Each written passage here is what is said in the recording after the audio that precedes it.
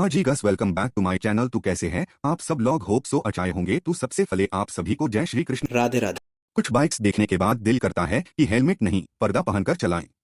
अगर शक्ल से ही बाइक की स्पीड पता चलती तो कुछ बाइक्स पैदल चलने वालों से भी पीछे रह जाती। कुछ बाइक्स ऐसी होती हैं कि देखने वाले पूछते हैं, भाई ये बाइक है या बचपन में बनाई गई आर्ट एंड क्राफ्ट की प्रोजेक्ट। हीरो इम्पल्स एडवेंचर या मजाक। हीरो इम्पल्स को देखकर ऐसा लगता था कि हीरो के डिजाइनर्स ने सोचा चलो ऑफरोड बाइक बना देते हैं, लेकिन भारत में कितने लोग सच में ऑफरोडिंग करते थे? शायद हीरो ने ये सवाल पूछना जरूरी नहीं समझा। ये बाइक उन लोगों के लिए बनी थी जो सपनों में खुद को रैली रेसर समझते थे, लेकिन असल में गड्ढों से भी डरते थे। इंजन इतना दमदार था कि सीधी सड़क पर भी ऐसा लगता था जैसे पहाड़ चढ़ रहे हों। अगर किसी ने इसे सिर्फ स्टाइल देखकर खरीदा था तो भाई सस्पेंशन की सवारी का मजा भी खूब लिया होगा। हर स्पीड ब्रेकर के बाद शरीर ने एक्स्ट्रा एक्सरसाइज कर ली होगी। होंडा नवी बाइक या स्कूटर, खुद तय कर लो। होंडा नवी को देखकर होंडा के इंजीनियर्स ने शायद कहा होगा बाइक भी बना देंगे, स्कूटर भी। और कंफ्यूजन भी। इसका डिजाइन ऐसा था कि इसे देखकर खुद गूगल करना पड़ता था, क्या ये बाइक है? लोग सोचते थे कि इसमें स्कूटर जैसी सुविधा होगी, लेकिन नहीं। और बाइक जैसी स्पीड होगी, लेकिन वो भी नहीं। अगर किसी ने इसे स्टाइल के लिए खरीदा था तो बाद में बस एक ही सवाल हर दिन खुद से पूछा होगा, मैंने ये किया ही क्यों? महिंद्रा मोजो भारी बाइक, भारी अफसोस। महिंद्रा ने सोचा चलो रॉयल एनफील्ड को टक्कर देते हैं और बना दी मोजो। लेकिन इसमें न रॉयल था न एनफील्ड, बस भारी वजन और महंगा मेंटेनेंस। इस बाइक को उठाने के लिए जिम की मेंबरशिप फ्री मिलनी चाहिए थी।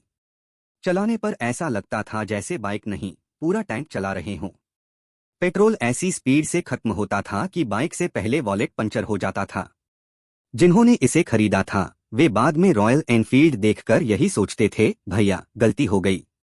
एएमएल एड्रेनो स्पोर्ट्स बाइक का सपना, रजाई जितनी हल्की हकीकत। एएमएल एड्रेनो का डिजाइन देखकर ऐसा लगता था कि किसी ने पॉपुलर स्पोर्ट्स बाइक को कॉपी करने की कोशिश की, लेकिन आधे रास्ते में रुक गए।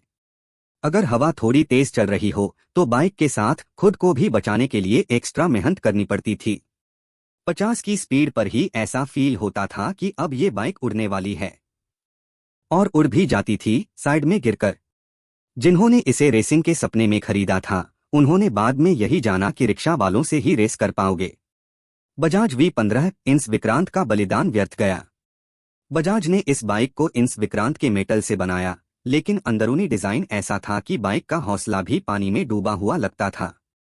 मार्केटिंग ऐसी थी कि लोग इसे देशभक्ति की भावना से खरीदने लगे, लेकिन चलाने के बाद एहसास हुआ कि ये बस एक भारी भरकम कम्यूटर बाइक थी। इंजन ऐसा था कि स्पीड पकड़ने में ज्यादा टाइम लगता था और ब्रेक इतनी जल्दी लग जाते थे कि ऐसा लगता था बाइक कह रही हो, बाबू बस करो।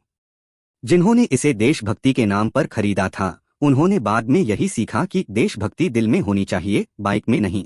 टीवीएस ज़ेपलिन जो लॉन्च ही नहीं हुई। टीवीएस ज़ेपलिन उन सपनों जैसी थी जो कभी पूरे नहीं होते। इसे 2018 में ऑटो एक्सपो में शोकेस किया गया था और लोगों ने इसे लेकर बड़ी उम्मीदें लगा ली।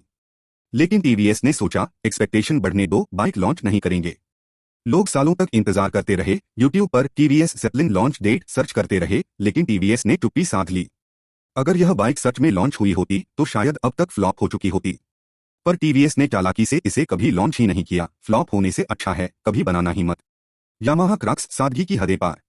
यामाहा ने क्रक्स को उन लोगों के लिए बनाया था जो सिर्फ एक ही चीज चाहते थे, बाइक चलती रहे, लेकिन इतनी सादगी भी अच्छी नहीं होती भाई।